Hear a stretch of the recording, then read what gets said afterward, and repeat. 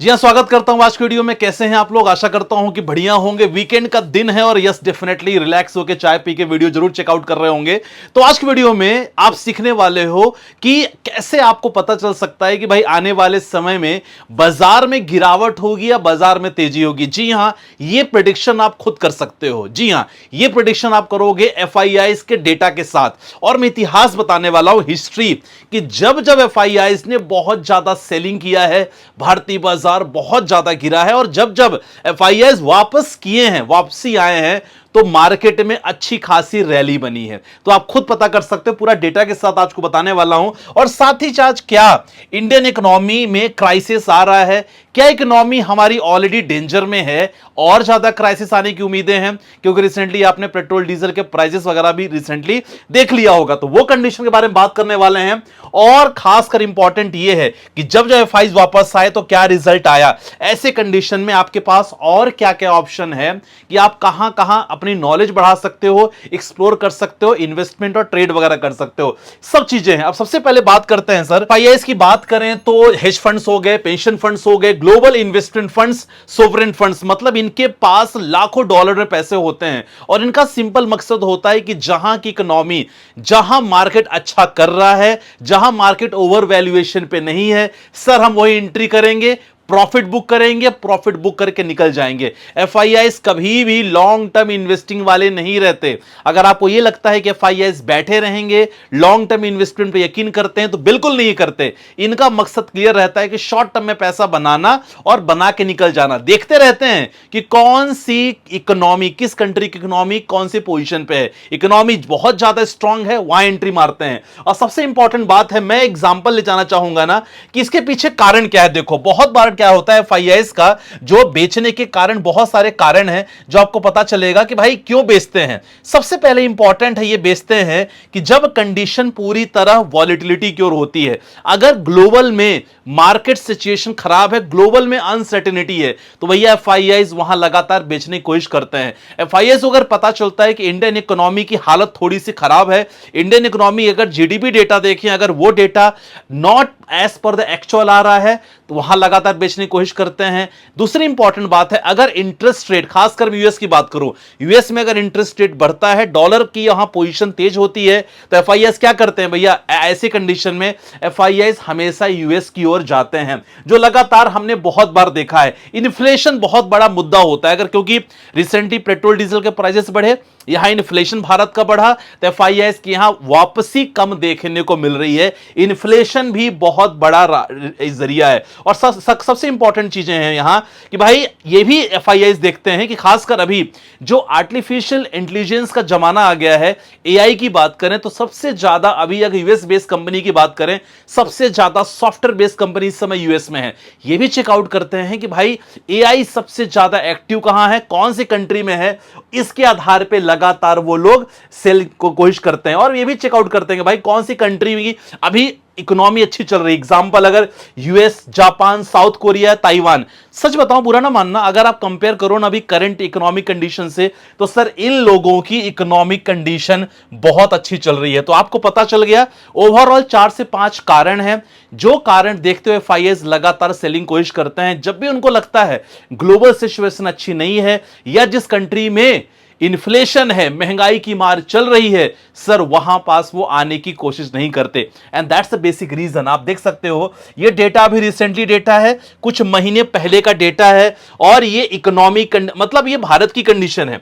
मई से एग्जांपल हम देख सकते हैं, मई क्या प्रॉपर, मैं आपको अभी पूरा डेटा दिखाने वाला हूं, कब कब एफआईआईज जब गए हैं तो कैसे मार्केट गिरा है, आए हैं तो कैसे मार्केट उठा है। लेकिन आप पिछले कुछ महीनों का डेटा देखोगे ना, लगातार एफआईआईज की बिकवाली ही चल रही है। मई, अप्रैल, मार्च, फरवरी, जनवरी, दिसंबर, नवंबर, अक्टूबर, सितंबर, लास्ट देख सकते हो जुलाई 2025, जुलाई 2025 से लगातार सेलिंग कर रहे हैं और अभी तक सेलिंग कर रहे हैं। बाजार आपने देखा कि पिछले कुछ साल भर में बाजार ने कोई परफॉर्मेंस नहीं किया। तो ये क्लियर एग्जांपल दिखाता है कि भैया एफआईआईज का इन्वॉल्वमेंट बहुत ज्यादा जरूरी है। अब ऐसे कंडीशन में मैं आपसे यही कहूंगा कि देखो, एज ए इन्वेस्टर, अभी डेटा दिखाने वाला हूं हिस्ट्री, लेकिन ऐसे में एज ए इन्वेस्टर आपको सबसे इंपॉर्टेंट है डाइवर्सिफिकेशन रखना बहुत जरूरी है, क्योंकि पता नहीं है कि कब वापस लौटेंगे। कंडीशन पता नहीं है, तो ऐसे में म्यूचुअल फंड में आप थोड़ा बहुत निवेश करो, आप स्टॉक्स में निवेश कर सकते हो, आप ईटीएफ में निवेश कर सकते हो। मतलब ओवरऑल ना कंडीशन देखो, अपने आप को स्टेबल ही बनाओ कि थोड़ा बहुत मुझे यहां निवेश करना है, थोड़ा बहुत यहां निवेश करना है। और साथ ही साथ ना आप सबसे अच्छा है कॉमोडिटी सेक्टर में भी एक्सप्लोर करने का बहुत अच्छा मौका है। हमने अभी रिसेंटली देखा कि भाई गोल्ड और सिल्वर में काफी लोगों ने क्या किया है, काफी लोगों ने यहां बाइंग सेलिंग गोल्ड सिल्वर में भी किया है। कंडीशन क्योंकि इस समय गोल्ड सबसे ज्यादा एसेट्स माना जाता है, तो खासकर ये देखो कॉमोडिटी सेक्टर में, जैसे आज तो मार्केट बंद है लेकिन कॉमोडिटी में सीखने का बहुत अच्छा मौका मिलता है। ये एंजल वन का एप्लीकेशन है जो आपको दिखाने की कोशिश कर रहा हूं। यहां आप देखोगे ना एक अलग से सेक्शन बना हुआ है कॉमोडिटी। हमने स्टॉक्स म्यूचुअल फंड के बारे में बात कर लिया है, कॉमोडिटी सेक्शन में बना है जहां आप कॉमोडिटी में ट्रेड कर सकते हो। जी हां, आप प्रेडिक्ट कर सकते हो कि भाई ओके गोल्ड सिल्वर का प्राइस बढ़ रहा है, कॉपर का प्राइस बढ़ रहा है, हो सकता है क्रूड ऑयल का प्राइस बढ़ रहा है। तो आप देख सकते हैं कॉमोडिटी में नेचुरल गैस, सिल्वर, गोल्ड और इसका खासकर क्रूड ऑयल का आप देख सकते हैं। यहां आप एनालिसिस कर सकते हैं, नेचुरल गैस के प्राइस को भी लगातार आप यहां एनालिसिस कर सकते हैं। यह है सेक्शन कॉमोडिटी का। और साथ ही साथ ना आपको चेकआउट करने को मिलेगा न्यूज बेस कि कॉमोडिटी में अभी क्या एक्चुअल में न्यूज चल रही है, लगातार आपको देखने को मिल सकता है। जैसे Indian jewellery stocks drop up to 4% amid gold silver import changes. ठीक है, SEBI consider easing FNO contract rule for select agriculture commodity. मतलब कॉमोडिटी सेक्टर में जितने भी इंफॉर्मेशन लगातार आती है आप इस बेस पे, क्योंकि देखो न्यूज बहुत इंपॉर्टेंट है ना, काफी लोग कॉमोडिटी सेक्टर में ना न्यूज के आधार पर ट्रेड वगैरह करते हैं। Gold and silver price rise ahead international market surge, Trump visit China amid warning Iran seizes for stability. तो लगातार इंफॉर्मेशन आपको हेल्प करता है अगर आप ट्रेडिंग करते हो गोल्ड सिल्वर में, आप ट्रेडिंग कर रहे हो नेचुरल गैस में। ठीक है, सारा चीज ऑप्शन आपके पास अवेलेबल है। ठीक है, और साथ ही साथ ना यहां आपको मिल जाएगा इवेंट कि भैया आने वाले समय में अभी इवेंट कौन सा हुआ है। रिसेंटली हमने देखा कि भैया India leaves rates unchanged as expected, US core PC prices यहां भी बढ़ा है फॉरकास्ट की कंपेयर में, China factory activity growth strong. और साथ ही साथ आपको ट्यूटोरियल मिल जाएगा कि एक्सपायरी डेट ऑर्डर कैसे लगाते हैं, लो मार्जिन कम्युनिटी कैसे करते हैं, कम्युनिटी मार्केट कैसे काम करता है, what impacts on the price of community. ये सब चीज आपको मिल जाएगा देखने को, आराम से आप एक्सप्लोर कर सकते हो और चेकआउट कर सकते हो। ठीक है, तो मतलब कहने का मतलब है भाई आप म्यूचुअल फंड में कर रहे हो, स्टॉक्स में कर रहे हो, ईटीएफ में कर रहे हो, आप ट्रेडिंग कहीं ना कहीं एक सीख रहे हो। तो ट्रेडिंग अगर सीख रहे हो तो भैया you can explore this community market, but you can explore this community market also. Although community market always involve the risk.